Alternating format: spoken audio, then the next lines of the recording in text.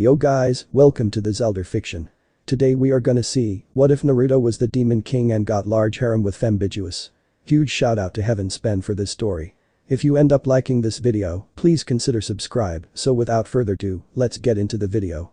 A small boy that had just turned 9 was desperately running for his life in a vast forest area. He had spiky blonde hair and 3 whisker marks on both cheeks. With a couple of wild tigers on his trail, he could only cry to himself as he ran deeper into the forest. When his birthday came, he would always be attacked, tortured and humiliated by the villagers. Well, that's what they did every day, but it was more extreme on his birthdays, but not to this extent, never to this extent. On this particular day, they decided to knock him out and bring him to the one area where everybody thought he will finally die, the forest of death. Those hypocritical bastards, they're the demons, not me.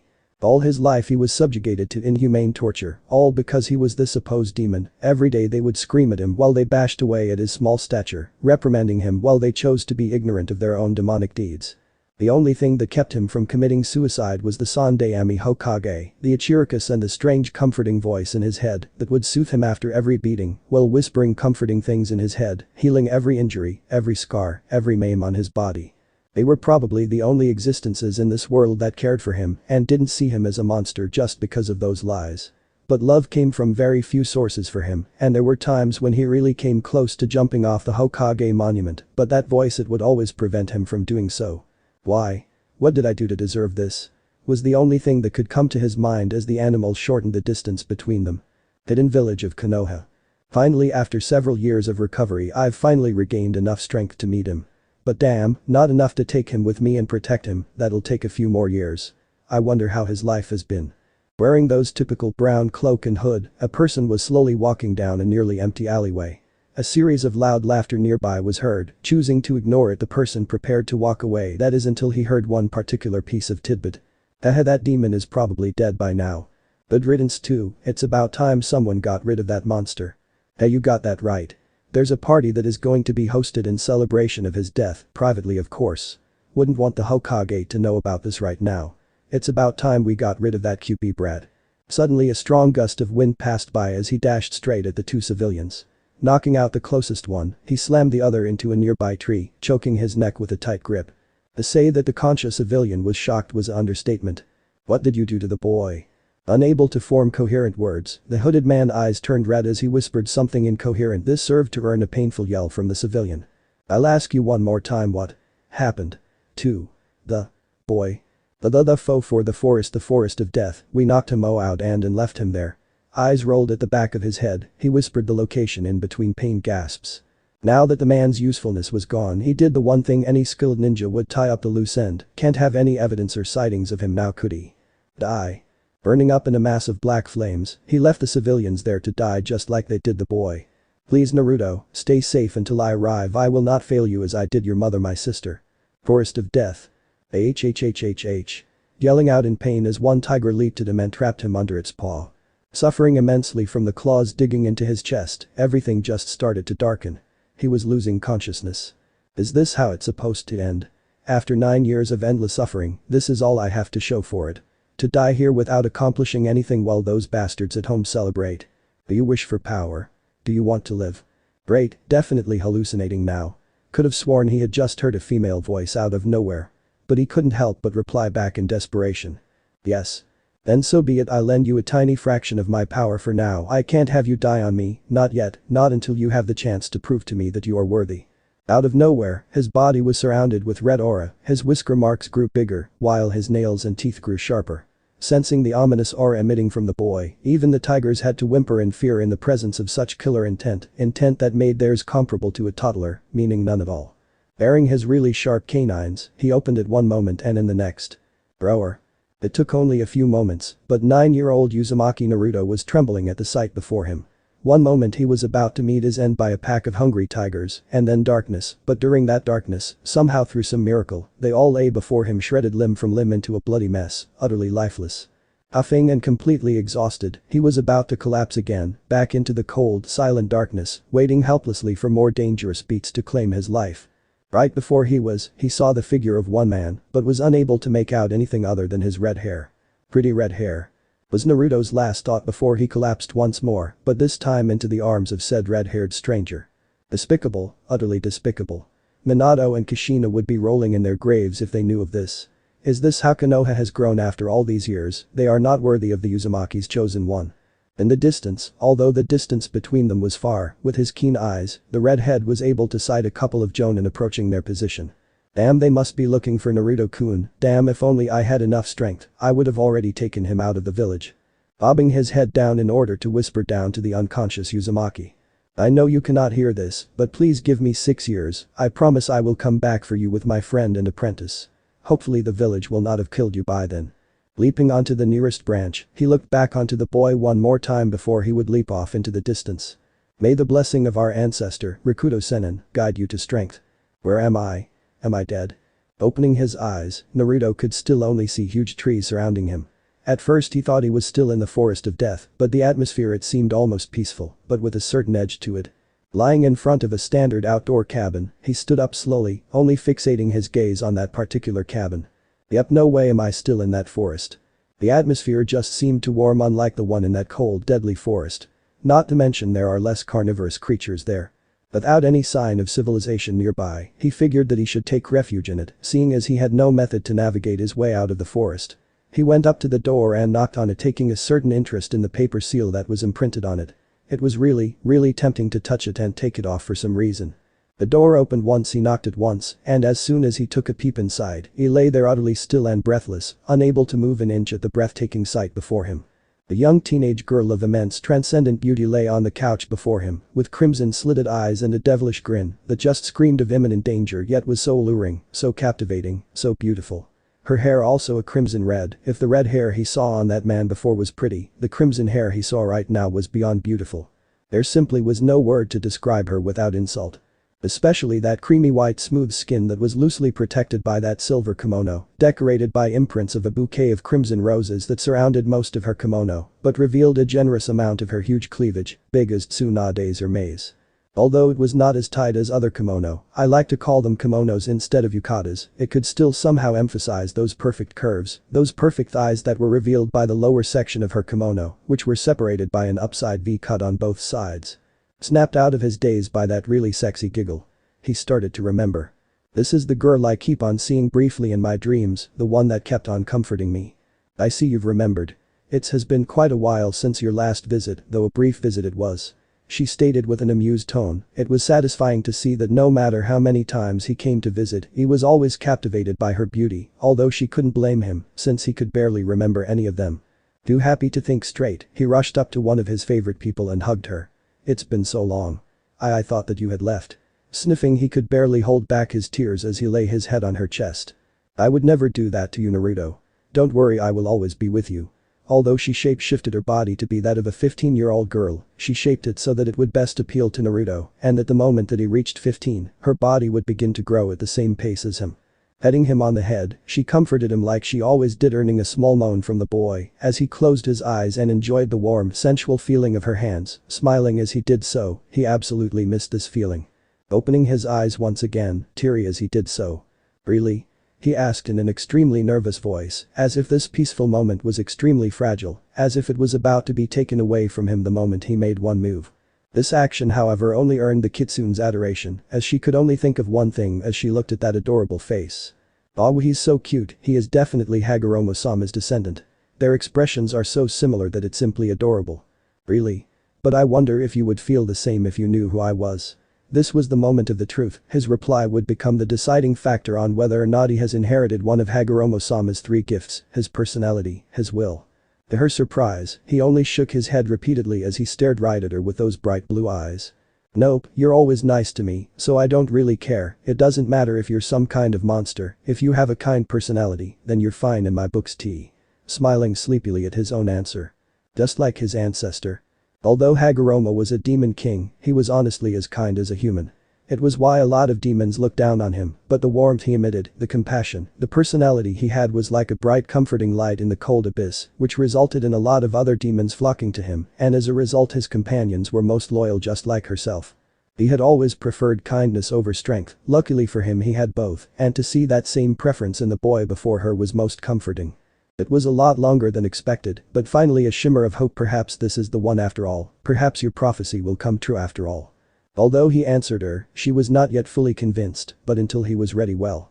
I guess I can maintain the secret for a little while longer to see how he progresses. Okay, then I guess I don't need to tell you who I am then. She teased, it was always fun to see him pout. Oh, that's so mean, well at least tell me your name. Very well, my name is Karomi. Don't worry, in due time I will tell you who I am. Promise? Holding out his pinky as he waited for her to hold out her own. Promise? Intertwining hers with his as she swore an oath to her current gatekeeper and quite possible her future master. Anyway, Karomi-chan, isn't really lonely here, not being able to talk with people other than me? Yes. Although she did not want to socialism with those despicable humans, she did miss civilization once in a while, it was incredibly boring in here. Then can I help? Yes, but not now, in your current state you are far too weak. Why? Sighing inaudibly she continued, you see that seal over there? He nodded, prompting her to continue. You have to rip it off the door in order to free me, but normally you would die.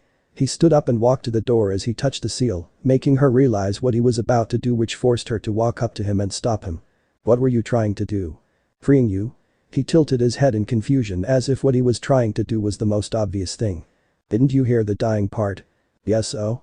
It's not fair for you to be trapped here while I'm out there free. Surprised at his blunt answer, and more so when he wasn't at least bit hesitant at the prospect of dying, she could not help but compare him with his ancestor even more. An idiot, but a kind idiot just like him. Reaching out one hand, she cupped his cheeks as he rested on her palms. She waited a moment to plan things out, reaching a conclusion she continued. Okay, I said normally people would die, but in your case you're special, so in order to free me without dying, you must train under my guidance, so that when the time comes, you are strong enough to bear the extraction. Remember Kushina, she didn't die after the extraction, but she was extremely tired. Excited at the positive news, he beamed. Really? Yes, but only when you're strong enough, and right now, you aren't exactly what I'd call strong. Crestfallen for a moment, a fierce, determined look shone at his face as he beamed at her. Then I'll train really, really hard to become really strong, whatever it takes I'll free you, then we'll be able to be together forever, and I won't stop there, no, I'll be the strongest in world, so that I can be worthy of you. Karomi looked at him with a happy smile and giggled. Life was certainly taking a new turn in her life, a turn that matched the one Hagoromo had caused when he was alive. This was also like hitting 4 birds with 1 stone. He would become strong, while her teachings would prevent him from being corrupted by the biased teachings of those in the academy, assuming that they decided to teach him properly at all, and not to mention she could test his potential over the years to see if he inherited her former master's abilities and strength, and if she was lucky. Then he would release her seal. Then I hope you're ready for my training of hell. I smiling at him really creepily, his determination faltered at that really, really scary smile as he regained his composure and nodded repeatedly. Believe it. Oh Naruto, before you go, happy 9th birthday, Naruto-kun. Yudo Naruto. The yell of someone old woke the boy up as he groggily lifted himself from the boy. Rubbing his eyes in order to see his surroundings properly, an old man wearing what looked like the Kage robes sat next to his bed smiling at him. It was Sarutobi Hiruzen. Hey Gigi, what happened? You took a beating, that's what, you were on death's door when my ninja came upon you. What happened to you? You know exactly what happened. Looking down onto his bed sheets, the look in his eyes told the old Kage everything he needed to know. Yes, I know. Then why can't you help defend myself? This will keep on continuing until I learn how to defend myself, and I'm too young to enter the academy. Please train me. Although he disguised his request as a plea to defend himself, it was actually only to grow strong to fulfill his promise to her, but hey, 2 birds with 1 stone. Looking at that desperate look in his eyes, the old man, the one renowned as the god of Shinobi, succumbed to the near unstoppable power of puppy dog eye jutsu. Alright then, but don't expect my training to be easy. Come to training ground 13 tomorrow, and I'll teach you how to control your chakra, then we'll see how you'll progress after that. Yippee. Completely forgetting that he was on a hospital bed, he jumped up and down on it with sheer excitement, earning a small chuckle from the man. Short on time, he had to return to his office to face his longtime arch-nemesis paperwork. Standing up he approached the door, but before he exited the room he turned around and looked at Naruto one more time. That reminds me, happy 9th birthday, Naruto. Earning a huge smile from the boy. It has been 4 years since he made that promise. Now at the age of 13, he was becoming increasingly aware of how hard it was to live alone after he told Gigi that he didn't need any help with living his life. But it was worth it. He learned how to survive. He hunted in the forest of death nearly every day, and now it was a cakewalk to live there. But hunting became increasingly boring as time passed, and he eventually set his sights on the criminal underworld of Konoha, especially since his rarely used apartment was located there, not to mention that the thugs there would occasionally extort money from AM's father, and their business was occasionally disturbed by them. But that stopped 3 years ago when he overtook the criminal society by storm and eventually became the big bag mysterious boss of every known crime syndicate, local gangs and any other yakuza that existed in the Land of Fire. 15-year-old Ichiraku AM was walking down an isolated path towards Naruto's apartment, fully intent on bringing some groceries and his 3 bowls of his favorite ramen. After she had heard that he was now living independently, she had decided to be his personal delivery girl and would bring him food supplies every now and then. She was a bit scared at first after she had that his new apartment was located in a place where criminals like to operate, but he had comforted her worries by saying that she would be safe. He even insisted on paying her, although she refused adamantly at first. He eventually won out with that extremely adorable pout. She was hesitant during her first few visits, but Naruto so far was right as she hadn't been attacked once to her disbelief. On the contrary, the local criminals that were currently keeping tabs on her didn't have any ill intent at all. No, they were sent by their boss Naruto to protect her if she was ever in danger during her occasional visits. Everyone in this part of town knew that Naruto treated the ramen waitress like his big sister and knew that if she ever came to harm, the perpetrators would pay dearly, just like the last example. Everyone shuddered when Naruto made an example of them right out in public when he had captured the ones who had harmed the Ichiraku's business. 5 years ago when he had turned to crime in order to make ends meet, it took only a few months to overthrow every yakuza boss, but eventually he killed all of them and placed his most loyal companions at the top of the food chain, who replaced the previous bosses and ran every part of the underworld in the Land of Fire in his stead, unifying the yakuza. The feat previously thought impossible but was kept secret. For the next 3 years he would take time off his insane, near-suicidal training regime to watch over his private empire, to teach low-time thugs on how to survive properly, giving them money to start businesses in his part of town, most of them becoming very successful and eternally grateful towards Naruto. Things improved immensely from the supervision of their big boss and the new yakuza bosses. They knew he was the youngest boss to ever live, but they also knew that he was extremely cunning and improved the red light district living standards by miles, much to the civilian council's and Hokage's amazement, since the red light district soon became a very popular part of Konoha. But they were well aware that crime still exists, just in a much more subtle fashion. Most of the crimes involving business owners who had wronged their boss in the past. They respected him immensely, so there was hardly any worries about anyone harming her, but better safe than sorry. Because everyone knew that Naruto was scary as hell when someone pissed him off. Knock knock. Naruto-kun, are you in there? Waiting patiently, she could several excited footsteps heading towards the door. She giggled at this standard reaction every time she made her presence known to Naruto, who was somehow always present during her occasional surprise visits. She had the spare keys obviously, but somehow. He always knew when she was heading towards his apartment to drop off supplies and make conversation with him. Opening the door, before her was a handsome, muscular and taller than average 12-year-old Uzumaki Naruto, who was soaked and half naked, fresh from a shower from the look of things, but God was his chest so addicting to stare at. Blushing obviously, she held out the supplies as she said in embarrassed voice, "Hey Naruto, here's some ingredients for dinner and your favorite ramen." Amused at her reaction, he replied in a slight tone, "Thanks AM Nichan, want to join me in the shower?" Slapping him on top of his head, she could only stutter at that perverted invitation. No way pervert, I'm only here to give you your food, you did pay for a year of delivery after all. Ah yeah, thanks, I'll make sure to come visit and eat sometime, let me finish drying myself, come wait in the living room, we can catch up. It has been a while since we've last talked, you've been quite busy haven't you? Yep, busier than ever, although I don't know why. Entering his apartment, she waited on the couch, visibly eager for their enjoyable conversations. Huff huff huff. Come on Naruto, you can do better than that. 12-year-old Naruto Uzumaki was now training vigorously in training ground 13. For the past 3 years, he would train every single day, while he would produce a shadow clone that would take care of his apartment. The healing factor that he had mysteriously had ever since birth would make sure that he wouldn't ever be permanently crippled, although he would be incapacitated sometimes due to sheer exhaustion. To the Sarutobi's genuine concern, he never knew why the boy would push himself to this extent, but to Naruto, every single passing moment was invaluable towards fulfilling his promise. Every single thing that his adoptive grandfather had taught him was absorbed like a sponge, well, everything except history and how to produce a normal academic clone, which was apparently vital in the Genin exam, but the old man assured him that any type of clone would do. It took a while to notice, since the first stages of training involved chakra control, But when he found out that Naruto was a stamina freak, that prompted him to advance Naruto's training towards jutsu and eventually nature transformation. To his surprise, Naruto was a natural genius and was able to pick up the concepts pretty easily if you ignore his still substandard control of his chakra, but the man couldn't blame the boy since they were extremely high. But instead of fine-tuning his chakra control, Naruto approached learning ninjutsu by adopting the phrase learning how to run before you can walk and learned most A-rank jutsu pretty easily after he stole some scrolls from the Hokage's personal stash. Even the scroll of forbidden seals had been a fortunate prize for him. The Hokage reprimanded him when Naruto came clean, but clearly forgot his anger when Naruto used Imokuten jutsu, which shocked the hell out of the old man and shaved off a few years when he eventually learned that Naruto had a natural affinity for all elements and was able to mix all of them to produce advanced nature jutsu. Only few were publicly known to be capable of this feat, and that was the Rikudo Sennin and himself, but Hiruzen refrained from informing the boy. He didn't want to alarm the world of this yet, and so refrained the boy from ever showcasing his full skills, in which the boy agreed after he heard the Hokage's reason. But though his mastery of all 5 natures was superb and surpassed Jonin level, he was still a boy whose chakra reserves were still growing, no matter how immense they may be already, which prevented the boy from constantly spamming advanced ninjutsu in their daily training spars.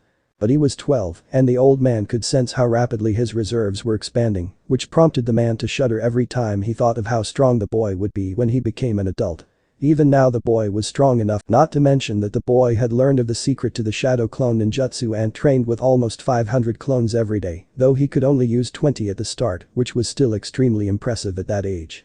The only things that had eluded him was Fuinjutsu and a similar jutsu to his father's, the Rasengan, which was still in the first stage of development. He had no idea how the boy stumbled upon it, but he just said that he had always dreamed of creating a ball of chakra to hit or shoot at people with, and although Minato never intended to shoot people with it, the boy had the right idea when it came to developing it, though a few drops of sweat would fall down his head every time he saw the boy try to condense the imperfect ball of chakra and throw it, which exploded near his clone, which he used to test out experimental jutsu as a guinea pig. Right now he was sparring with the boy with the same intensity as a life and death battle. Spars were always extreme with him. Though he was beating him as usual, albeit with some level of difficulty. That damn stubborn Uzumaki, it has to have come from his mother. Alright Naruto, you can take a 5-minute break and we will return to doing 200 push-ups and then 20 laps around the training ground while carrying a boulder of my choosing. That'll give me some time to regain my strength and hopefully enough time to finish the new Uchiha Paradise. I hear there has been talk of a movie adaptation starring Yuki Fujikawa. Well done Jiraiya, you've made me proud and God bless the boy for telling me the secret formula to defeating paperwork. The long days of sitting at that stupid desk are finally over. God bless shadow clones. Gigi, you've got a really lecherous smile on your face and you've got drool on your face too. Only now realizing that he was daydreaming, he wiped off the drool and shook his head rapidly and proceeded to convince the boy to train by himself while he would indulge himself with a novel. It was the weekends and Naruto had enough time to train and rest before he would approach the week of the Genin exams. Jiraiya, you better get that movie adaptation or there will be hell to pay. It was in the middle of the day when the old man would stop his training and shoo him off in favor of reading that stupid perverted novel. Damn, so boring. I wonder if I should get more training in. It's not like Gigi has anything better to do now that I told him how to use shadow clones to do his paperwork for him. Damn the author of that dumb perverted novel. Over in the distance, in some faraway hot springs, a lecherous geezer who was spying on the girls now soaking themselves in said hot springs sneezed and wondered who was talking about him. The pervert, get him girls. Oh shit, damn the gaki who's talking about me. Were his last words before he was subjugated to the torture of several furious maidens for what would be hours on end. This also caused said gaki to sneeze and wonder who was talking about him. As he walked in a random direction, following wherever the wind would take him today. In his musings he would reminisce about how the last 7 years had treated him. All in all, they were pretty good. To focus on training in a private area did wonders for him, and he was no longer subjugated to the tortures of the civilian population, lest they would bother to look for him in the red lights district and risk being caught by the local thugs in the words of the Naras. No, it was way too troublesome for them. He was pretty persistent when it came to training and improved immensely under the guidance of the one known as the God of Shinobi. His most favorite technique was manipulating chakra to coat every fiber of his body in order to strengthen it immensely. It took a while, but he could soon destroy really big boulders with one punch. That was probably the only useful thing he could do with chakra manipulation that didn't require precision or finesse. Tree walking and water walking were a pain to do considering his chakra reserves. But apparently that required a lot of chakra, which was funny because he could coat his entire body with a lot of chakra for an entire day before he could feel even a tiny bit of fatigue, and that other ninjas, even most jonin, had difficulty even maintaining that feat for a couple of minutes. His second favorite raw chakra manipulating technique was the Rasengan, which Karomi taught him to do one night during one of his many visits to her realm. She didn't tell him how she knew of it, but it was really useful. He had so many ideas on how to use it, one of them on being how to shoot from far away. Hitting opponents with a big bowl of chakra wasn't exactly subtle, as Gigi had already shown him. He even wanted to test the idea of mixing one of his favorite nature chakras with a Rasengan, but both ideas would explode in his clone's face when he formed it. But it was a work in progress so far, because it was extremely hard to condense raw chakra in his case. He also stumbled onto Fuinjutsu one time and became highly interested, because seriously, nobody tampers with a high-level seal, such as the one on his stomach, without paying some serious consequences, as he eventually found out in one book and out on the field when he tried to create a new seal of his own. But seal riding quickly became one of his favorite pastimes, and seeing the side effects explode in his clone's face was very amusing. But he did make serious breakthroughs now and then. The problem was being quick-thinking enough to use them in the battlefield, well, fast enough to use at least one of them without being hit in the face beforehand. No, he needed enough experience in order to do that, something that was scarce in peacetime. But hey, when it came to training, Fuinjutsu was highly effective, especially for workouts and muscle training. Resistant seals were very useful and put heavy strain on his body, forcing his body to grow muscles really early for someone his age. His figure was one that was immensely appreciated and often gawked at by the girls in the red light district and former prostitutes who he had helped escape from the sex industry and had built their own businesses with his help and funding. Oh well, guess I should just go explore outside the village. Hij wouldn't mind, it's his fault for ditching me, and anyway, it's about time I got to know a bit of the outside world. Time for a new adventure. Naruto, I wouldn't recommend it. Huh, oh hey Karomi-chan, I thought you were asleep. I was until I heard your thoughts about sneaking out of the village. Your Genin exams are in 2 days, you might miss it. And no worries, I'll come back by midnight at most, don't worry, it's just a little exploration outside the village. I don't know, nothing's really ever simple with you, Naruto-kun. Hey, what's that supposed to mean? Nothing. She slyly replied, the cheekiness in that reply obviously evident. Fine, but promise you'll make it back before the Genin exams. Those boring lectures will drive me insane, Naruto-kun, and I cannot stand another year of it, especially when their history is mostly incorrect. You and me both, Karomi-chan. Running off into the distance, the setting sun marked the start of Naruto's first great adventure, one that would mark the beginning of a much greater story. Man, that was a big-ass tiger, probably like twice the size of a normal one. Naruto said to himself, completely lost after his fight with a pack of tigers that were unlucky enough to come face to face with an even more hungry Uzumaki Naruto, who easily took them apart one by one and had lunch. He arrived at a pathway and decided to take the route, hoping that it would take him back to Konoha, and let it not be said that Naruto was terrible at directions in his youth. Inside his mind, an amused Karomi was shaking her head as she desperately refrained from laughing her head off. Ha ha ha, I knew you would got lost the moment you took a step out of the village, haha.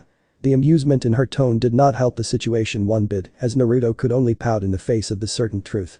Well, if you knew, why didn't you say anything? To see your cute pout, that's why. And so that reply started what came to be known as Naruto and Karomi's first ever lover's spat for the next few minutes, as Naruto completely forgot about where fate was taking him next. 15 minutes later and Naruto came to one decisive conclusion. He needed a map and something to eat. Because for a still growing boy of 13, 12 cooked tigers size large were just not enough to sate his hunger. Seriously, he needed ramen. If only he didn't ignore the tingling of his ramen senses earlier, he would still be at home eating AM's delicious bowls of ramen and able to cook something up for dinner. Yes, contrary to AM's belief, Naruto learned how to cook, something that easily became his favorite pastime. She was skeptical at first, but one does not live alone without learning a few neat house tricks. This was proven when she came to his house one day and accepted his invitation to eat his homemade bento. She was left moaning with each bite as he took the time to read and clean the apartment alongside his shadow clones. Her extremely loud moans, however, were heard by a lot of people who were passing through, which started a lot of inaccurate adult-themed rumors which eventually reached the ears of his adult fangirls, who became extremely eager to invite him over to their house the next following days. After following the dirt road a bit, he started to notice the obvious change in atmosphere. Is it just me, or are things getting a whole lot foggier? Hearing the sound of metals colliding, his honed instincts kicked in, causing him to jump into a nearby bush to hide. There's a fight somewhere, but where? Letting his curiosity get the better of him, he decided to hide in the shadows as he approached the nearby battle. As he came closer, several figures fighting and leaping around the site were starting to become more visible. Not wanting to risk the chance of nearby ambushers spotting him, he decided to use Earth style. Hiding like a mole to sniff out the battlefield in order to make sure no one would get the drop on him. Eventually he spotted one person wearing a mask on a nearby tree, using a low-level Glen jutsu to hide himself. Please, what a noob. Gigi could produce a better Gain jutsu in his sleep. Using his affinity to wood, he grew a sleeping powder plant which quickly grew as its subtlety reached up the tree, onto the branch, and slowly approached the unsuspecting assassin. Gotcha, released the sleeping powder. The bud on top of the tall vine opened up as 12 pink leaves separated in order, allow the contained spore to roam around the air as it reached the assassin, who was still unaware of the plant behind her. Eventually realizing something was wrong with her immune systems and that she was quickly becoming drowsy, he turned around to see the humongous plant behind her, only to fall off the branch at that exact moment. Before she could make collision with the ground, Naruto popped out of the ground to catch her and gently placed her on the floor. How? I didn't even realize what was that jutsu. Forgive me Zabuza-sama, I failed before the plan could commence. Alright, that should do it, now time to see what the commotion is all about. Hiding both himself and what he figured to be a female nin, he tried his best to look through the really thick mist, channeling some chakra to his eyes. He was able to gain a better view of the battle. On top of the water was a tall male adult with a biggest sword on his back, who had just killed an adult female nin inside a water bubble due to lack of oxygen, while a duplicate of himself, presumably a clone, was off fighting a group of ninja that were surrounding an old man wearing a bamboo-pointed hat, a towel around his neck and a pair of old glasses. It looks like the guy carrying that biggest sword has the edge over this battle, considering the panic on the group of ninjas' faces, and seriously, what's with that sword, conspicuous much. But that killer intent, woo, that's not something to joke about. He's dangerous, extremely dangerous. The question is, should I help the bigger group they look like they need it, or should I help the outnumbered dude? Too early to tell whose purposes are more favorable to me, or should I just be lazy and help the side that's winning, the sword wielder of course. Decisions. Naruto, be careful around the one with a big sword. Judging by the make of that sword, I would say that he's one of the 7 ninja swordsmen of the mist. Wait, Karomi-chan, you mean that guy over there is one of Karigaku's 7 greatest swordsmen? Holy crap, I know I was bored today, but seriously, I just had to wish for something to happen today, and God sends me someone with a reputation like that. Thank you God, I now officially believe in you. Damn, why didn't I pray to you sooner? You know, Naruto, I think that you're the only child in Konoha who would become eager at the prospect of facing someone like that. Most children would shit their pants. Thanks for the compliment, Karomi-chan, that was a compliment, right? I don't know, you tell me. I think it was a mix between me complimenting your bravery and me worrying for your sanity. Hey, I'm as sane as any other 13-year-old can be, who contains a second entity within his mind who whispers to him during bedtime about sexual role-playing fantasies every night. I don't know what you're talking about, Naruto-kun. Getting off topic here, have to focus. Well, guess I know now who I want to help. I mean, it's not every day that one gets to face one of Mist's 7 ninja swordsmen. Leaping out of the bush, he made way to the group of chunin, who were being chopped down one by one like pigs to a slaughter. In the face of that monster, the only thing the hired group of nin could do were scream as they waited for that inevitable tear of muscles, the drop of blood, and that agonizing last cry of death. One by one, as if he was cutting through butter, each nin fell down completely chopped in half as they were torn down limb by limb. Eventually, as the swordsman finally tore down the last of the shinobi, as his sword finally hovered above the terrified old man, he heard one whisper from the assassin. Sorry old man, but I have to do this, no hard feelings. He whispered as he swung his sword down. Zabuza isn't as cold-hearted in this one, and he's not as afraid to admit that he cares for Haku, views him as a son, but refrains from putting it out there because you know shinobi business, secrets and all. As the sword closed in on his body, the man could only shut his eyes in the face of death, knowing it was too late to dodge the killing blow. I'm sorry everyone, forgive your foolish grandfather, Inari, he could only whisper in time, as the blade came only inches away from his head. But nothing happened, not the year of muscle, not the drop of blood, not the cry of immense agony, pain and finally death. No, none of that happened, except for the sound of "Uam." Blown away by some kind of powerful attack that was so not a sword slash, he opened his eyes as he fell down a couple of meters away from his previous spot. Instead of a tall terrifying demon under the guise of a human, he saw a blonde-haired child, and with a figure like that, he was probably 16 to 17 years old, but what was most noticeable was his left fist, which was currently impaled on the back of the assassin's head, smashed against the ground, causing a crater full of spider cracks with slabs of earth popping out everywhere within a 10-meter radius. What massive strength. Who is this kid? I gotta remember how to control my chakra output. Now changing into water after being smashed into the ground, Naruto lifted his fist as he turned around to the stunned old man. "Hey, you alright, old man?" Grinning widely at his funny expression. Shocked, the old man could only nod at the boy's question. Unable to form a coherent, intelligent reply. Now that he knew that the old man was safe, he turned around, amazed that the assassin didn't take that opportunity to strike while his back was turned to him. That was stupid of both of them. Rule 1 in the battlefield states that you don't turn your back on the enemy. If Gigi saw this, he would be lecturing the boy non-stop. Lucky break for me, I guess. Hey, big man with that biggest sword, why don't you pick on someone your own size? He grinned at the missing nin as he was snapped out of his temporary shock. Happy at his awesome appearance, he praised himself mentally, which wasn't unheard by Karomi, who could only giggle at his childish antics. Who the hell are you, kid? A manners, dude, you don't ask for someone's name without introducing your own. But I can take a good guess now that I've seen you without all the mist, Mr. Zabuza Mamachi. You're a pretty famous missing nin. Man, am I glad that I read through the whole bingo book. When the hell did the mist clear this chakra in the atmosphere? Don't tell me that the kid dispelled my mist by releasing the same amount of chakra throughout the air. Who is this kid? If you're wondering who I am, well, I'm still a genin in training, so I guess I can break a few guidelines. Okay, listen well, because this is the last name you'll ever hear stepping forward, as if he needed room to do something magnanimous. I am Konoha's greatest future Hokage, Naruto Uzumaki. He's in Uzumaki, but I thought she said that she and her friend were the last remaining survivors, but he doesn't have their signature red hair, and what the tuck, how the hell can my clone be beaten by a kid who's still in his training pants? Smirking even wider at the man's stunned look, he beamed with overconfidence. He's so awestruck by my awesomeness that he's speechless. Don't grow a big head, I don't know why, but his chakra flow became chaotic when he heard your surname. I don't know why, but you should take this chance and attack him now while he's still in shock. Seriously, all I had to do was say my name, and I've already got a good chance at beating an upper Jonin level shinobi. Hell yes, screw secrecy, I should pronounce my name before every battle lols. Betting a running start on the Jonin, he took in a deep breath, sucked in a whole lot of air, and then shot out a highly compressed ball of air while shouting wind style. Drilling air bullet. Snapped out of his daze, he quickly countered with water style. Water dragon bullet jutsu. Large amounts of water from the lake formed into a giant water dragon as it shot towards the air bullet. As both jutsus collided, the water dragon exploded and splashed right onto the dry ground, soaking Naruto as he was temporarily distracted by the splash of water. Using that moment of distraction, Zabuza jumped out of the water towards Naruto and swung his sword from the left.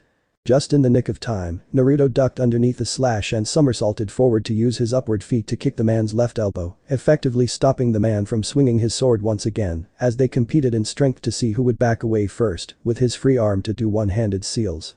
Shit, he can do one-handed seals as well, he's probably as talented as Haku. Fire style. Great fireball jutsu. Leaping back to avoid the massive fireball aimed towards him, he swung his blade overhead and cut the fireball into two. Forced back into the water, the man once again had the territorial advantage. He once again started to form the seals for the water style. Water dragon bullet jutsu. Noticing that he too was on the water and had learned that you do not mess with a water specialist who's had 20-something years to practice on his own turf, he decided to test out his theory about that hiding nin and hopefully gain some psychological advantage.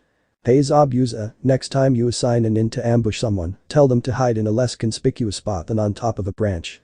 No, he's already gotten to Haku.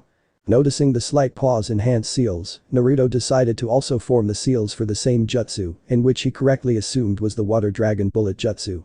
Shock now turned into pure rage at what he incorrectly assumed to be the death of his adopted child. He resumed the hand seals for his jutsu with even greater speed, but not enough to surpass that of Naruto's, who went through hand seals at the same speed in which he went through ramen, which meant only one thing: Zabuza was tucked. Water style. Water dragon bullet jutsu. Water style. Water dragon bullet jutsu.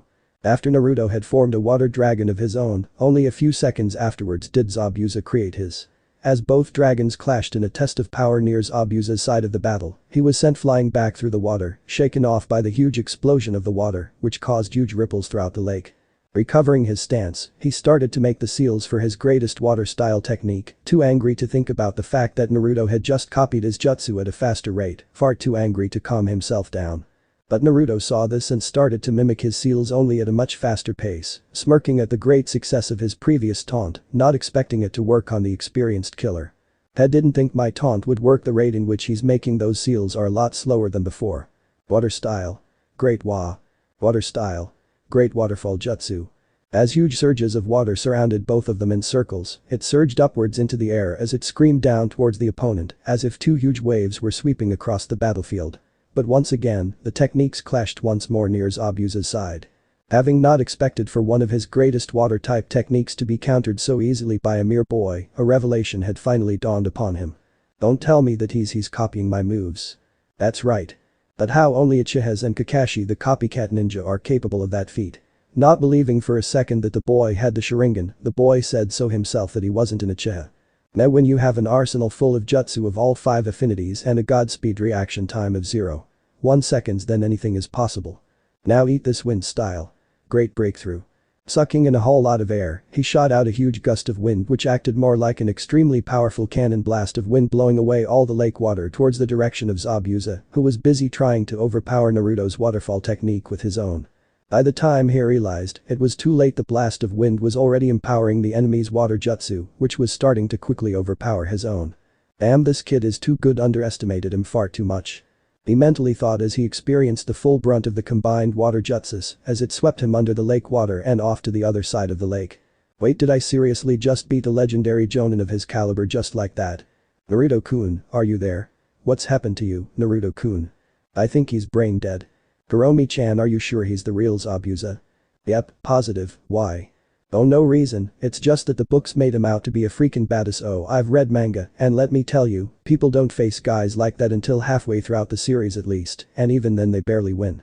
Mentally face-palming at that childish reply, she could only giggle once again in sheer amusement. She seemed to be doing that a lot ever since they shared a mental connection.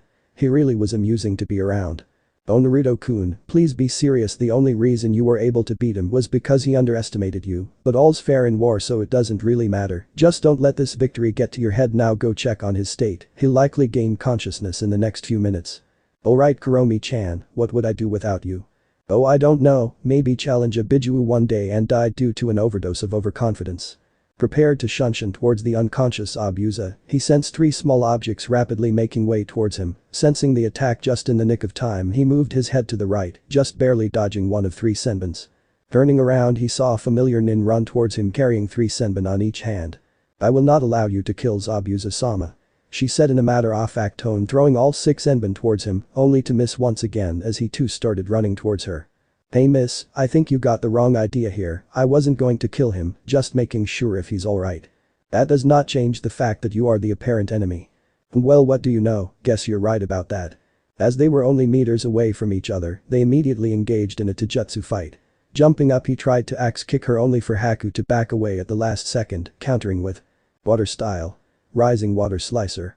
Instinctively jumping to the right of the uprising jet of water, he only noticed at the last second that the moment his foot made contact with the surface water, it was immediately encased in ice. Shida user. Stuck temporarily, this allowed Haku to prepare her next move. Certain Kulai spears. Fire style. Great Dragon Fire Jutsu. As huge shards of ice came towards Naruto, massive dragon head-shaped fireballs shot out of his mouth, 3 in total, the first quickly melting the ice shards as the second and third made way towards Haku, who leaped out of the way successfully and did so again for the third, only this time she was forced to transform the water into ice in order to shield her. The ice, however, melted almost instantaneously the moment the fireball made contact with it, but allowed enough time for Haku to jump out of the way. Such intensity, this is the first time that my ice has ever been melted by a fire jutsu. This boy is dangerous. But wait, his jutsus, he's used fire, water, wind and that plant earlier. I've never seen anything like that. It must be some sort of earth jutsu. That's 4 affinities unless he has lightning as well. Confirming her suspicions, Naruto placed his palm on the water surface as he charged lightning chakra throughout the entire lake. Quickly counter by freezing the water. As surges of lightning made its way through the water towards Haku, likewise a platform of ice formed under Haku's feet as it spread out towards the lightning streams. Making contact, the ice nullified the lightning a pathway, effectively stopping both affinities from affecting the lake any further. I see you figured it out. That's right, I have all 5 affinities as you can see here. No reply. Yeesh, the silent type, huh? Oh well, no matter, you'll answer my questions later after I've beaten the crap out of you. His fire jutsus can easily melt my ice, which means that using demonic mirroring ice crystals won't be of much help. No choice, then I must carry Zabuza-sama and make a tactical retreat. Hopefully she will know what to do. Leaping backwards in order to retrieve the unconscious Zabuza, she built up several high-density walls of ice in hopes that it would slow him down for at least a few seconds that would give her enough time to retreat along with Zabuza. Shit, she's running away, I have to stop her. Don't worry about it, Naruto-kun, by the time you get past the ice, she would have already gotten away. She's pretty fast and I didn't sense any killing intent during your battle, so you should be safe. Your time, however, would be better spent by making sure that the old man is safe. You're right, I'll deal with them later if they show up again, which they probably will. Giving up on the idea of pursuing the assassins, Karomi was the reasonable voice in his head and persuaded him to check up on the old man. Hey old man, you alright there? Walking up to the now recovered old man, he checked for any other survivors but found none other than the old man. Yes, thanks to you young lad, the name's Tazuna, I'm a construction worker from the land of waves. Uzumaki Naruto, Kanona's future Hokage. Anyway, thanks for your help kid, if it wasn't for you I would already be chopped in half. You're really strong for a kid your age, a lot stronger than, well you know, my hired help. Well, I don't know about that, but sure I guess. Modest A, well, I'm not sure whether you would be interested or not, but do you think I could hire your services? I'm in current need of some assistance for back home, but as you can see here, my help has kind of been massacred. I'm taking the silence means no. No, not at all, it's just that back home, Gigi would never let me go on ninja missions. Heck, I'm not even an official ninja yet, so this is kind of my first mission. Seriously, heck, you're freaking strong for a 16-year-old kid. Oh no, here's another one. What's wrong? I'm 12. What? Can you run that by me again? I think I misheard. I'm 12. Holy shit, well, sorry lad, your figure and height kind of makes you look older. Yeah, I get that a lot back home, so does that change anything? Huh? What do you mean? You know, 12 years old, a lot of people back home usually stop children who aren't ninja from facing danger, you know. Meh, I'm just looking for strong people. In the real world, age doesn't really matter. Now that's more like it, if only more people were like you, I'd be doing missions every day by now. Trust me Naruto-kun, you're not going to be doing the tough missions until you're Jonin at the level you are. Seriously? Yep, Genins and Chunins have the really easy missions, and there are only 2 exams for each promotion every year. So even after you become Genin, you're going to have to wait at least 2 years before you can do A-rank missions on a daily basis. There is however a chance to skip the Chunin promotion if you really impress the examiners or do something really impressive in your career like save the world or a country from a Bijuus, but that's not going to happen in peacetime. Well, that just sucks hardcore. Why don't we go to my house? It's not far from here, just have to cross the lake, go past a swamp, and we'll be there. I'll tell you my problem on the way. Sure, lead the way Tazuna Gigi. So basically you've got a power-hungry dirty old midget that's taken over your country and you want someone to deal with him, that's all right. Well, that was a really simplistic description, but yeah. But he's got an army behind him, literally no matter how many of our hired ninjas we had sent, their heads had all come back on top of a wooden spike and as a result, he had killed 1 civilian for every ninja we had sent to kill him. Eventually most of us gave up and just continued to live in poverty under a greedy tyrant. So what made you decide to hire the group from before? Zabuza made short work of them. They killed my son. Oh. I'm sorry. Now regretting that he had even asked. Oh, don't worry about it boy, you're not the one who killed my son, it was that scum, Gato. So where exactly are we going again? Oh yeah, I thought you could get some rest at my home before I can continue building the bridge, it'd do us some good to be at full strength if Gato's hired thugs show up again. You're right. Any relatives I should be aware of when we get there? Tsunami is probably going to be spastic about you being my bodyguard and Inari, well you'll understand when he talks to you. Turning his head to the other side, the builder had a thoughtful yet lonely gaze in his eyes. He was probably thinking about his grandson, it must have been incredibly heartbreaking for the boy to lose his stepfather. Must have made him a bit antisocial was Naruto's last thought as the silence lingered on for the remainder of their journey. It was a pain to not have some experienced advice right when he needed it the most. This was literally his first mission, and it wasn't even an official mission.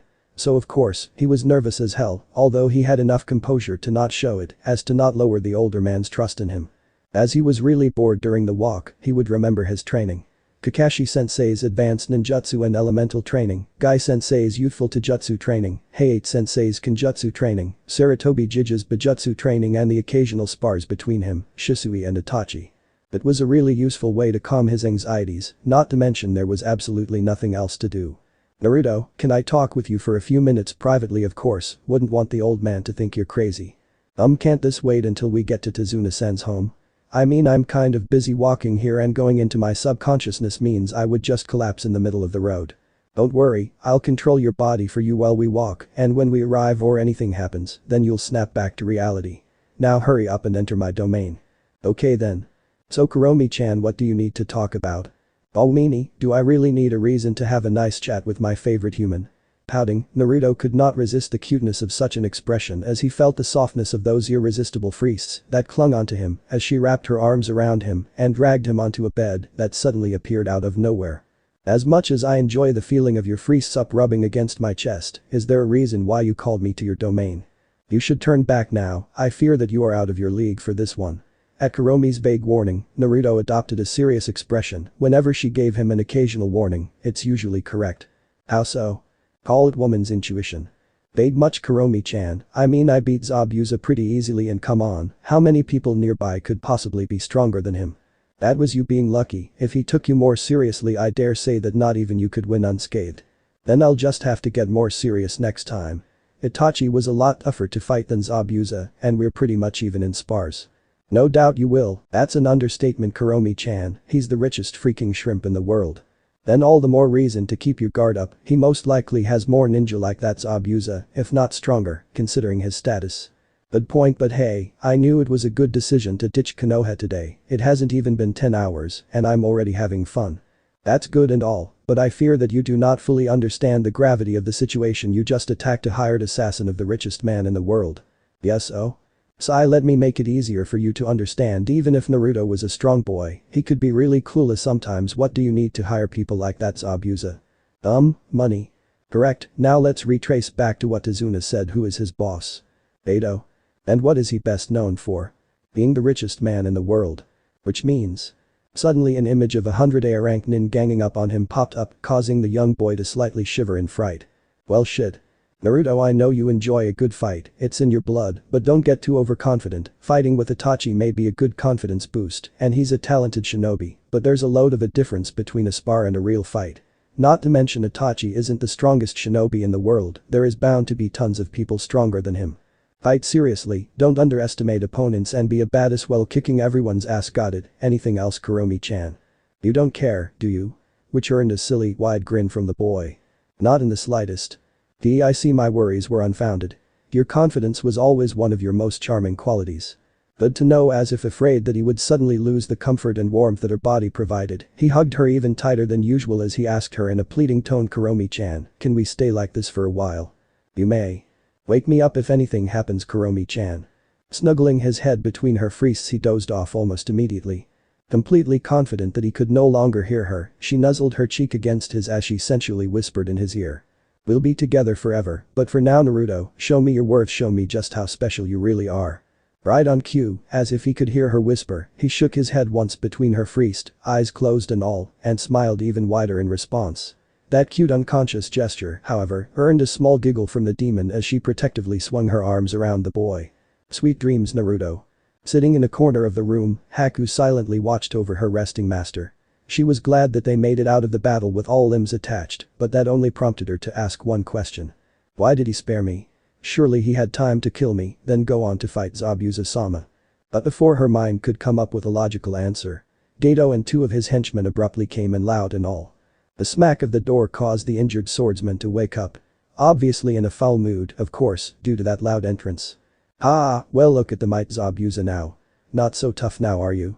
When I hired you, I heard that you were one of the best there is, but you couldn't even kill one tucking builder. How pathetic. Zabuza chose not to reply at the midget's mockery of his skills.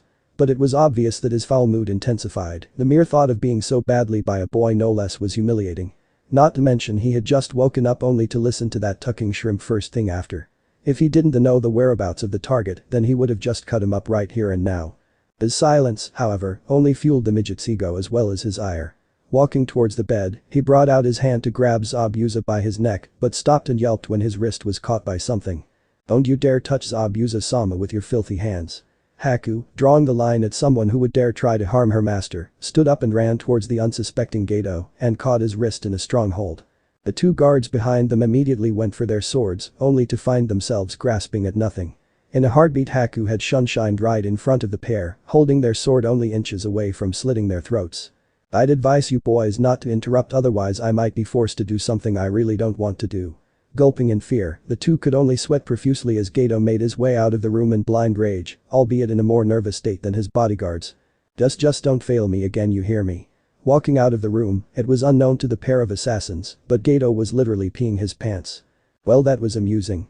Turning their attention back to the entrance, a tall, muscular pale green-skinned, the wikias say he's pale green, man was leaning against the door, flashing an amused smirk, allowing his sharp teeth and gills to be seen.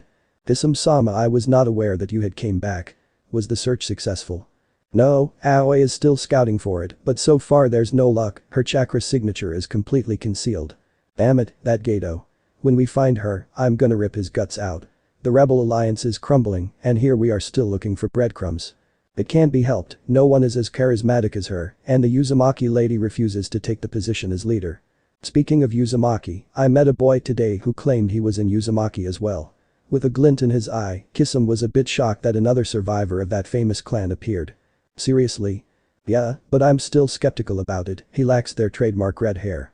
Not to mention, he didn't use any pure chakra attacks or fuinjutsu that they're so famed for. So how come you're lazing about in bed right now when you could be helping with the search, and where did you get those injuries?" Looking at Zabuza's upper body, which was no longer covered by the bedsheet, it was covered with bandages. "It was the boy." This reluctant response made Kisame laugh out like a madman. "Seriously, you got your ass handed to you by a genin, no wonder Gato was complaining." Zabuza was about to say that the boy wasn't even a genin, but refrained from doing so after a second thought. His reputation would crumble if everyone back home heard that someone still in his training pants could beat one of the famed 7 swordmen of the mist. Ha ha ha, panting tiredly now he wiped the tears from his eyes, but his grin was still plastered on his face. "Thanks for the laughs, man, I want to meet this kid now. Don't underestimate him, he's pretty good. The moment I get out of these bandages I'm gonna find him and send him back home in a body bag. Who says we should kill him? Why not ask him for help, and while we're at it ask Uzumaki to confirm the boy's lineage?" HN replying with the Uchiha clan's signature grunt, Haku chose this particular moment to speak up. "Why not Zabuza-sama, we could use the extra help." "Fine, but I'm not the one that's going to do the convincing." Looking over at Haku, he continued, "Haku, since you're so willing, you do it." "Yes, Zabuza-sama." Bound to both swordsmen, Haku proceeded with her new mission to search for the boy. As soon as they were alone, the atmosphere became tense. Zabuza broke the silence first. 3 more days, that's all the time we have left. I heard from my spies that Yugura is planning to attack HQ, and without a leader morale is low, it's bad enough that we're not there too. Calm down, Zabuza, we'll find her. Hopefully she's still safe. Is it true that Gato is selling bloodline users as slaves? Yep, it adds up, and it explains why our leader was captured instead of killed. Gato probably made a deal with Yugura to spare some bloodline users for his business in exchange for supplying him with weapons, food and manpower. Damn that midget. He'll pay for this. He will in due time. Knock knock. The pair of contrasting males had arrived at Tazuna's house, knocking on the door. It took only a few seconds before someone opened it. Before him, a pretty dark-haired woman who was probably in her 20s looked at them suspiciously before turning towards the old man she had recognized as Tazuna. Now smiling a bit, she opened the door completely and made way for both of them. "Welcome back, father." "It's good to be back, Tsunami." Who is this? I thought you went out to hire several shinobi instead of just one." Well, they kind of died, and this boy here happened to pass by at the time, so he saved me." Looking towards Naruto's direction, she scanned his entire body as if questioning the validity of Tazuna's explanation. As her eyes made way to his chest, she blushed profusely, since it was visible, since Naruto only wore an open dark orange jacket with jet black on the upper shoulder areas. It was a lot more convenient to wear during training, feeling the cold wind brush up against his slim muscular chest, and it didn't hurt when it attracted a lot of blushing women back home whenever they saw his chest. Her reaction was pretty normal. "Nice to meet you, Tsunami-san." Flashing a wide smile, he brought out his hand for a handshake which Tsunami nervously took. Nice to meet you, The name's Naruto Uzumaki." It was extremely amusing that a 12-year-old boy such as himself could reduce a woman in her mid-20s to a blushing mess, exaggerating much. "Naruto-kun, thank you for saving my father." Bowing deeply, Naruto could only wave his hands in response, he was not expecting such a humble action. "Oh, no need to thank me." Truthfully, he couldn't care less about saving anyone, he just wanted a good fight, and protecting an old man from a rich-ass midget who would hire dozens of professional missing nins sounded fun, never mind the odds of surviving. "Well, regardless, come in." "Thank you." Behind them, Tazuna was oblivious to the pink hue on his daughter's cheeks due to being busy mentally sighing in relief. Thank God, she doesn't seem to realize this boy is 12. But who could blame her, his build and height makes him look like a freaking 16 to 17-year-old exercise jock. This is really good cooking, how'd you make it? It was even comparable to his own. Oh Naruto, you tease, it was nothing really. It's been 3 hours since Tazuna and Naruto had arrived at his house. Bored out of his mind, he was about to go training until Tsunami came up to him and thanked him again. From there they conversed a lot. She was in a lot of ways like AM, except she had a more mature presence. The random momentarily sad glimpse in her eyes spoke wonders about her life. Even after he had already heard about her situation from Tazuna, it was something he could relate to in certain aspects, to be alone, but be unable to let out the tears, the emotion, in fear of looking weak in front of others. His reason, however, was so that the tears would not encourage the brutal beatings of Konoha's citizens, while hers was so that she would not discourage her son, her father, her family, which was already so fragile from the look of her son, Inari. But nonetheless, they had both enjoyed each other's company. Even their relationship was similar to that of his relation to AM, except he had no trouble bonding with Tsunami within a span of 3 hours, while it took several years with AM. Seriously, can I have the recipe? Originally he would say something like you'd make a good wife, but considering the mental scar of her husband dying was still fresh, he deemed it wise not to make any husband-wife remarks and settled for this compliment. Sure, it's the least I could do for you. Haha, thanks. Why, hearing Inari mutter something the first time since he had arrived, he turned his head immediately in mocking shock, grasping both cheeks with his palm, as if to emphasize his surprise. He was well aware that Inari didn't used to be all antisocial. Why even bother coming here? You're just going to fail like all the others. Oh really now? It was amusing how pitiful this kid could be.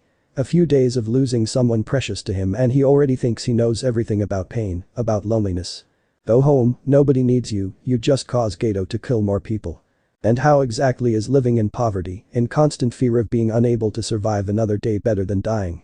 Naruto liked to think he was a patient man, but seriously someone needed to smack some sense into the boy before he becomes a dark moody brat who could only think of vengeance. You don't know anything. You don't know anything about pain. He ignored the religion, but when the boy mentioned something about pain, he immediately stood over the boy looking down on him with an intimidating glare. You enlighten me then. It was obvious that Inari was scared, but to Naruto's amusement he didn't completely back down. You don't know anything about losing a loved one, just go back to where you came from. Inari, now listen here young man, however she was interrupted by the hand in front of her, Naruto's hand to be specific. No, he needs this. Livy. Shut up brat. It was full of menace, that promised a world full of pain if one didn't listen to his command. It worked, since Inari stopped his naive ranting, too intimidated to continue. It's pitiful how naive you are. Forgetting his fear, the boy looked angry at this remark, but before he could open his mouth he was held by his collar and his feet took off the ground as he came closer towards Naruto until they were face to face. You think you're the only who knows what's it like to suffer, you think you know what's it like to be alone. Have you even considered how much pain your mother must be feeling? How much pain your grandfather is feeling? In your delusion, you forgot that you still have loved ones. In your pitiful despair, you forgot that you had people who still care for you, who still feed you, who still dresses you, who still shelters you. I've seen the state of your village, I've seen the people, children even, who lie on the street struggling to survive, struggling to get their next meal. But here in your home, what those people out there don't have, you have in abundance, provided to you for free, while they search through the rubbish desperately. So no, you have no right. No right to brag about your suffering as if it's a trophy. Because as far as I'm concerned, compared to the others, you're living in luxury. Slamming the boy against the ground, Naruto made his way towards the door while Inari went up the stairs crying. Tsunami, who was watching the entire spectacle, was torn between comforting Inari or talking to Naruto. In the end she decided to comfort Inari later and talk to Naruto first. Naruto-kun, where are you going? Before exiting the house, he turned towards Tsunami and gave her a warm comforting smile. Don't worry, I'll just be off training for a bit. But it's getting dark. Don't worry, I'll be fine, just leave Inari alone for a while, he needs to soak it in that he's not the only who's suffering from Gato's tyranny. Sensing the true meaning behind her frown, he reassured her before leaving. Don't worry, we'll have a private talk later. Nodding in response, Naruto now left the house. Some distance away from Tazuna's house, Karomi decided to speak up now. Are you okay, Naruto? Yeah, it's just that this place brought up a few memories. That's not the only reason, is it? That Inari boy, it's infuriating how he could just ignore Tsunami-chan like that. If it was me, I would use all the help I could get. It's infuriating that he would ignore something that I've been craving for 6 years, someone to love me, and he just tosses it away like nothing. Not everyone is as strong-willed as you, they can't exactly be positive 24/7 after something traumatic happens, and to make up for that weakness, they decide to lock their hearts away from others. What is it, Naruto? I can sense the presence of that masked girl from before. Focusing a bit more, she could sense it as well. Alright, but we're going to talk about this later. Okay. What do you want, seeing as you're so desperate to come near Tazuna-san's house all alone? Initially shocked that she was spotted, it took only a few moments to regain her composure and leap down behind the blonde boy. Actually, in all honesty, I came here looking for your help. Oh? I thought your job was simply to kill the builders. In case you haven't noticed, I'm kind of opposing you. No, although we cannot tell you what our real mission is, I assure you our end goal is not to kill Tazuna-san. In fact, they actually coincide with his own.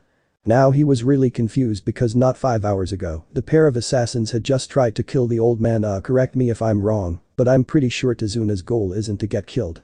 Waving her hand repeatedly in denial, she corrected his misconceptions. No, I apologize for the fact that my master went off the deep end and tried to kill Tazuna, but we needed to do that as to not arouse our employer's suspicion. You mean Gato? Suspicion? What the hell are you talking about? It's not safe to talk in such an open space. Wait a few seconds. Forming a closed ice dome around the pair, it ensured that no outsiders could hear the conversation. We are undercover agents sent from Kiri's rebel alliance to retrieve a very important person who we believe is being held captive by Gato. There was no point beating around the bush, so she decided to come out with the blunt truth. Holy crap. Are you okay? Sign me up. What? Can you repeat that, please? She was genuinely confused now. Usually people took a couple of hours before they made a decision, and she would leave and then come back. She honestly wasn't expecting him to answer so fast, especially when it looked like he was going against him. I said I'm joining up. You caught me at the worst possible time tonight, but after hearing this I'm pumped. Woohoo. This is like some Mission Impossible crap where we go up against impossible odds, sneak in a fortress full of somewhat professional killers with only 5 or so people on our side, and then kick some villainous ass. Now wait, before you say anything, let me make a checklist. Impossible odds. She gave a nod. Check. Betrayal. She gave a nod. Check. Drama. She was a bit hesitant about this one, but just nodded for the heck of it. Check. Damsel in distress. Nod, although she was a bit ticked off about the stereotypical question about helpless females. Check. Annoying villain that deserves a good ass kicking. She nodded instantly. Gato was an annoying prick. Check. Check, check and check. Looking at the checklist which he somehow retrieved out of nowhere, he drooled at the prospects of this next adventure, but remembered Tazuna and Tsunami before he hastily decided to follow Haku back to her base. Now wait a minute, if I join you, what happens to Tazuna and his family? Will you stop targeting them? I would like to, but Naruto mentally sighed. There was always a but somewhere. We haven't found Gato's slavery house, the place where he keeps most of his war captives. We believe that's where he's keeping our target. But until we know the location of said base, we have to follow Gato's orders in the meantime, as to not attract suspicion. Since you've injured Zabuza for 2 days, we have that much time to look for the slave house before we must actively hunt Tazuna-san again. I see, so all I have to do is find where he's keeping the slaves in 2 days, and you'll stop hunting Tazuna? Yes. I'll see what I can do. How can I find you? Here, just fill your hands with chakra and place your palm on this seal, it'll notify us, and we'll meet here again. Being handed the slip of paper, he noticed that the seal was somewhat similar to Horation's, although it lacked the function for teleporting. But before he could ask about it, the girl had already disappeared. Damn, and I didn't even get to know her name. For the next 3 hours he trained with a couple of clones until midnight. He sent a clone back to check if everyone was asleep, and to his surprise, after his clone had dispersed, he had found that Tsunami was lying on her bed wide awake. Deciding that it was time to have that one-on-one talk, he went back to their house and quietly made his way towards Tsunami's room. Opening the door quietly, Tsunami nodded at him and patted on the spot next to her. He obliged after locking the door. Hey Tsunami. Ignoring the lack of suffix, she greeted him back. Sitting down on her mat next to her, he started first. I'm sorry about what I did to Inari before. It was just frustrating how he could just throw away your love like that, how he could just cause you pain and think that's he the only one that's suffering in this world. I understand, I think your outburst before did some good. I don't think he's ever been yelled at before. This was probably a very confusing yet mentally refreshing experience for him. He just needs time. So what do you want to talk about, Tsunami? Have you ever lost anybody precious to you before? I was just thinking that those pain-filled words before were due to experience. No, but I know how Inari must be feeling. No, I had it worse. For most of my childhood I grew up alone, nobody was there for me at first. I had to feed myself, I had to fend for myself, I could only struggle every day, hoping that one day things would turn for the better like those people out there in the streets right now. Looking out the window towards the direction of the village, flashback images of those children laying on the street popped up. He decided that he wouldn't tell her about the brutal beatings, he didn't want her to be too sympathetic, it'd be a blow to his pride, trivial as it is. Before when we were walking to get you some groceries, those children reminded me of me. Heck, they have it worse than me, God knows how long they must have been hoping for a savior, for a shining knight who would save them from this hellhole. They must feel so lost right now, souls like the menu. Turning slowly towards her, he saw the widening of her expression and the slight tearing up of her eyes, she turned away in embarrassment. It's alright, Tsunami. Wrapping his arms around her shoulder, he pulled her in to lay her head on his shoulder, while rubbing his fingers against her smooth silky hair, while gently whispering in her ear. It's alright to feel lost, it's alright to feel hopeless, it's alright to feel weak. So let out the emotions, it goes to show that you're still human. No one is looking except me, so it's okay to cry, we're just two lost souls comforting each other. Feeling the tears run down his naked chest, he smiled warmly as he continued to stroke her hair. Let out your frustrations, you can tell me anything. Waiting a few minutes for her to stop crying, she told him everything. Her husband, her life, her sorrows, her joys, her pain. For the rest of the night Naruto allowed himself to be her outlet because it was what she needed, it was what both of them needed to feel safe in each other's presence as they let it out all of it. It's been a day since the fake hunter Nin had visited, a day since Naruto had started comforting Tsunami whenever they were alone. Last night, oblivious to Tazuna and Inari, acquiescing to Tsunami's request, he had entered her room again for another intimate session of personal storytelling. To Naruto this relationship, brief as it may have been, has been one of his most precious yet. Third only to Itachi, whom he considers his best friend, rival and brother, and Karomi, one he so desperately hopes to progress to a more intimate level, though he would be hard-pressed to openly admit it to the sly vixen. After hearing the girl's offer, he had taken serious effort into finding any clues on Gato, his bases to be specific. He had only one more day till Zabuza would make a recovery, and then it was back to square one, he would fight them again. It's not that he didn't want to fight the famous assassin, heck, he loved a good fight. But when killing was involved, that was an entirely different matter, and if he could avoid it, then all the more reason to help look for this Lavery house. He hadn't informed Tazuna yet about the hunter Nin's proposition, for the sole worry that if he failed then he would still have to fight Zabuza, and there really was no point in raising the hopes of the old man, only to dash it away later, the man was desperate as it is. Inari was still the same gloomy antisociable kid he had first met. But at least he stopped staying in his room staring at the family picture all day, he even started to talk to his family again, although he would only mutter a few words before turning away. But heck, according to experience, that was a lot of progress made in a day. Tazuna was the same spirited old man as usual, out of all three family members, Tsunami probably showed the biggest change in attitude. She was more cheerful, there was a new spring in her step, and she smiled a more genuine smile. Thank you, Tsunami-chan, for the delicious breakfast. After successfully bringing her out of her depressed funk, he started using the chan suffix again. No problem. I'll be going out now. Still searching, Naruto-kun. Last night he had told her of the offer he had been made 2 nights ago after he stormed out of the house. Even now, it sounded like a dream, suddenly a boy pops up, and in less than a day his chances of getting to Gato were already looking better compared to that of the hired help that her father had paid for, whom had died the moment they entered the village. Well, yesterday, Naruto just showed up and beat up all of Gato's thugs in a single day. Yeah, but no luck. I can't seem to find any clues. None of his thugs know the location of the house, only his trusted men know, and apparently they never Gato's heavily fortified super secret mansion. Seeing as there was no way to help Naruto, she decided to do the only thing she could right now, as helpless as she was, wish him luck on his search. Good luck, Naruto-kun. Thanks, Tsunami-chan. Going off towards town, he had absolutely no idea how life-changing his romantic life would be on this day, on this short journey to town. At the same time at some nearby secret hideout. Where am I? Where is this? Encased in a huge tube of some sort of liquid, the girl looked around to take in her surroundings. Although her vision was not up to par, she could still sense several people around her, hear the tapping of many keyboards around her, the beeping of several electronic devices. Deducing that she was in a lab of some sort, she focused on regaining her eyesight, while at the same time hearing the shocked gasps of several people nearby. Project Yuzu Hurricane has shown signs of activity. Quickly sedate her. She must not wake up. Feeling some sort of liquefied drug enter her systems, she began to doze off once more, unable to muster the strength to resist, that is until a certain feminine voice popped up in her head. Drifting off into dream world, she woke up in a western mountain area. Looking ahead she saw a cave that was blocked by several bars that were of poor construction, signifying the poor design of the seal. Inside a giant white tiger with yellow slitted eyes was smirking at her. "Oh kitten, how come you're allowing these insects to do this to you?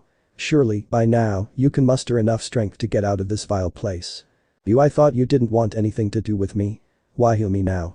"Because I'm bored. One of my stature should not spend years cooped up in some lab, only to be later used for that sick midget's greedy desires. As much as I hate the cursed near-extinct descendants of that traitor, I respect their power enough to hate the notion that some power-hungry fatso would dare touch their heirlooms." "Just what are you talking about? If that was all you would have made me escape sooner and kill that bastard." "Why my kitten, you're a bit smarter than the rest of those insects aren't you? But even with a genetically heightened intelligence and strength, an insect will remain an insect. But you're right, not too long ago I sensed the presence of a vile yet familiar presence, one I have not sensed since the Great Demonic War. So you're curious and want to go outside to investigate. You catch on fast kitten, yes I do. Besides if this is who I think it is, then all these years of being sealed inside you was worth it. Besides this is mating season, and I want to occupy myself by doing something other than masturbate to poorly sate my lust. But how can I escape right now? As we speak my strength is weakening and I cannot escape on my own." "Don't worry about that, I'll lend you a tiny fraction of my power. Taking over your pathetic frail body would be overkill for these pathetic insects. Besides you and them are hardly worthy of such an honor. But this is on the condition that you will follow my orders and investigate this presence and will allow me to personally handle it if I deem so." "Okay, as long as we get out of here." "Very good kitten, then let the slaughter commence." Outside the test tube, the hired scientists were scrambling about until the heart monitor was beeping rapidly. Looking at the test subject, their eyes widened at the sight before them. Inside the test tube, the girl was seeping with demonic energy, a red cloak ablaze as her skin was marked by certain white markings that formed an unfamiliar pattern, but on her face, her cheekbones contained 3 white markings that were reminiscent of a certain feline, while her eyes opened, fully regaining their visual prowess as she scanned the rooms taking in her surroundings. Not minding the gawk sent her way as she stared at them with her bright yellow slitted eyes. Raising her demonic energy, the test tube could not handle the sheer energy as it cracked open allowing the girl outside.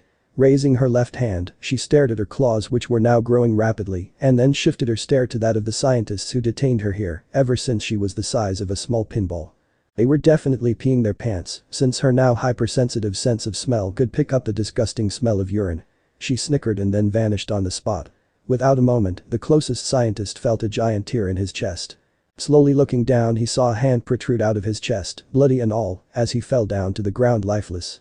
Snapped out of their fear, they ran towards the door, only to be blocked by their once trapped test subject, who shunshined quickly to block their route. "Don't worry, that man got it easy. But as for you people I'll make sure I pay you fairly for every second I spent my life in this vile lab." The scientist nearby had tried to report the escape but died soon after. "Come in, test subject Miya Uzumaki has escaped, send reinforcements quick graw." Her demonic cloak now growing to the point that one tail popped out, she commenced the onslaught, the act that would signify and celebrate her first sweet taste of freedom ever since her creation. Inside her mind, the female tiger chuckled at the display before her. It's been a while since she had seen acts of murder, spending 12 years trapped in her first container after all. Though she was first furious that these humans would dare trap her with the cursed heirlooms of those cursed descendants of that man, whom she had despised for thousands of years, these few years have mellowed her out due to the intense boredom. Already she could feel her primal, horny, sexual, yet lethal self coming back to her. Slightly orgasming in delight, she could only say one thing while she moaned in bliss. "It's so good to be back." What was that? He had only been walking in town for a few minutes, but already he could feel a slight burst of energy that was emitting from some western direction. It was too small to tell, but for some reason it reminded her of Karomi's aura, albeit on a much smaller scale, but there was one factor that made them similar, it felt demonic. "I didn't think I would meet one of them here of all places. Fate sure has a sick sense of entertainment." "Why? What's wrong? Does it have to do with that chakra?" He wasn't even sure if it could even be called chakra, it felt so evil. "This presence, it's her. Boo. Trust me, you don't want to know, and for your safety do not let your curiosity get the better of you. This is one entity you do not want to meet, you can't defeat her with your current skills. For the love of God, just tell me. She must be dangerous if you think we're going to fight even before we meet." "She's like me." "What do you mean she's like you? You're one of the kindest people I've ever met." I can't tell you, not now." "Alright then." Not one to make Karomi ever feel uncomfortable in his constant presence, he decided not to pry anymore, but he would be damned if he didn't try looking for this person. Besides, he was used to this response. Whenever he asked anything about her past, she would divert his attention to something else, but this time for some reason she chose not to do so. Or was unable to do so, which made him all the more curious as to why. But I'm still going to look for this person. Don't she'll kill you the first time she sees you.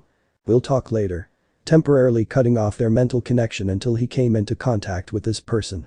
Speeding off towards the chakra signature, he made note that the demonic energy from before seemed to vanish, but the chakra signature was still there, and it almost seemed to match his current access of chakra. Well, that was fun, kitten. How does it feel to kill for the first time in your life? Disgusting, such a wasteful loss of life. Now that's something we disagree on. Killing is the only thing that's worth living for. Then there really is no point in living. You can commit suicide after you fulfill your side of the bargain, but don't worry, whoever I'm looking for is doing half the work for you. I can feel her presence coming. She's trapped in a mail container. His chakra looks so delicious. Heads up, he'll be here any minute now, but for now act normal as if I wasn't there. Try to verify if he's like you. You mean there are more artificial human like me? No, I don't mean like that. I mean he's a Jinchuriki as well. I'm just trying to find out whether he's her container or not. Who is her? That traitorous bitch Karomi, 3rd generation 9-tailed demon lord. Wait, didn't you tell me that she's probably the strongest out of all the demon lords in existence right now? How can we win against her? Don't worry, she might be trapped in a container which makes her unable to gain access to her full strength. How can you sense her so well if she's trapped? Please, no matter how strong your seal is, even if it is a Uzumaki-made level 10 seal, cannot fully hide the insane amounts of Yauki of my fellow demon lords. So what should I do? Just ask for information, question his identity, and eventually I'm either gonna kill or ride his beat depending on the situation. Ignoring the sexual comment, far off in the distance she could see a somewhat tall boy heading towards her. I don't want to kill one my own kind. Why should we fight each other when we should stay together as Jinchuriki? Shouldn't we try to understand each other? Oh kitten, that's a good one. Please, I have a hard time understanding my brothers and sisters, much less the 1st generation demon lords, and never ever ask me to understand those traitorous 3rd generation demon lords. Unless I see reason to do otherwise, I'm going to kill all 9 of them. Hey, are you alright there?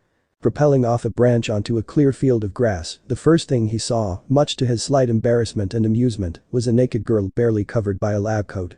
Hot. Damn, is she hot. Dark purple with traces of jet black hair, cup freezed, fine curves that just fell short of Karomi's, really attractive thighs and a pretty face. Yep, definitely hot. The only thing disturbing about her figure was the faint traces of blood splattered on her body and the lab coat. Who are you? Turning around, she saw a cloaked man. His figure was impressive, but his face was hooded, so no luck in that department. Name's Naruto. You look pretty bad there. What happened? Did you get into a fight? Normally he would assume she was a victim of a murder scene and comfort her immediately, but this was the ninja world and in unknown territory, anyone could be the enemy. I may have killed a few people. That's an understatement, kitten. What are you going to do about it? Nothing at all. Want to come with me back to Tsunami's house and get something good to eat? You look like you could use a meal. What? Expecting me to overreact and lecture to you about killing is bad. Responding with a nod, frankly she was surprised he wasn't disgusted by the blood Jinchuriki or not. He chuckled a bit. I'm not your daddy. You can do whatever you want. This isn't a 24/7 happy-go-lucky society. You can do whatever you want, just as long as you don't do anything to harm me, then we're cool. Ooh, I'm starting to like this boy. He thinks just like me. So what do you want? Thinking about whether he should tell her about sensing the demonic energy, he chose to tell the truth. I sensed huge amounts of Yauki around here. I'm assuming that was you, judging by the scent of blood on you. If not, well, can you point me in the right direction after we get something to dress you properly? Well, that definitely proves he's either a Jinchuriki or someone related to that Mutt clan in Yazuka's, I think. Wait, this presence emitting from the boy now that he's close. I can't believe it after all these years to think we would meet here after all this time. It's really her, it's really her, it's really her, it's tucking her gra. Surprised by the sudden yell of pain, she was unaware that due to Karomi's Yauki being in such close proximity, it was affecting her inner demon's mind, causing some unpleasant memories to pop up again. Flashback. Surrounded by millions of dead corpses, millions of her comrades dead under her shaking feet, she could only fall to her knees as she fearfully stared up at the bloody mistress before her, standing on top of a mountain of dead demons. She placed her arms in front of her, as if she was bowing. The crimson-haired demoness, now standing above her, as if symbolizing the difference between heaven and earth, looked down towards the white two-tailed demoness who was shaking in fear, fully aware that her life could be snuffed out by her own bloody claws. But though she could sense an immense amount of fear from the cowering demon, she could feel a tinge of respect in her posture, as if the two-tailed demon was clearly telling the fox that she was a being worthy only of respect, a being that the tigress before her could never match up to, and though the tigress was the older demon, she could never even hope to crimson goddess that was before her. Smiling at the insignificant demon lord, she slowly walked down the mountain of dead bodies, absorbing their remaining yaki as she did so, and made her way towards her weaker senior. Placing a clawed finger below her chin, she lifted her face up to gaze at that wonderful, fearful expression upon the tigress, relishing in the newfound power that she now possessed. Only until the tigress decided to speak did she truly focus her attention on the demon below her. "How are you so powerful?" It wasn't a demand, it wasn't intended as a question, it was a testament, one that contained only fearful awe, to how powerful she was, to just how beautiful her might was. "Do you want to become stronger, girl?" Gaining a slow nod. She sensually whispered to her ear. "Fear me with all your soul. Respect me with all your mind. Love me with all your heart. Lust after me with all your body. And hate me with all your might. Only then, Satsura, would you ever hope to achieve a fraction of my strength." Vanishing in a brilliant display of crimson flames, Makai's renowned demon lord, the thunderous two-tailed white tigress, was defeated with a mere flick of the nine-tailed fox, was left there on the bloody field of massacre. Left to the simultaneous sensual orgasm of her mind, body and soul, as she collapsed to the ground, fading towards the darkness. Then flashback, at the same time. "Naruto, back away from the girl now." "Why?"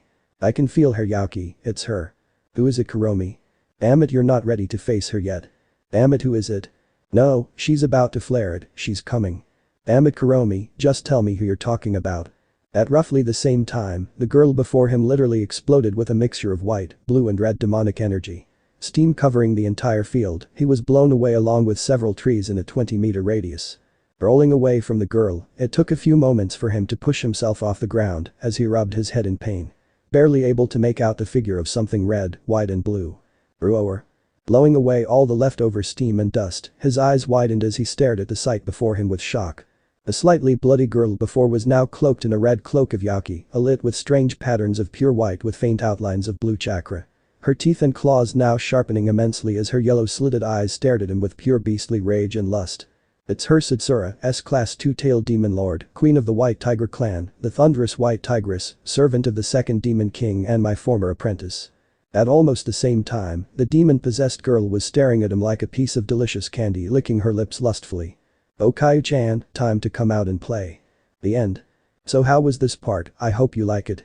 And if you like it, share this part with your friends and like the video too. And don't forget to subscribe our channel for daily awesome fanfiction. Okay, it's time for me to go. Bye bye.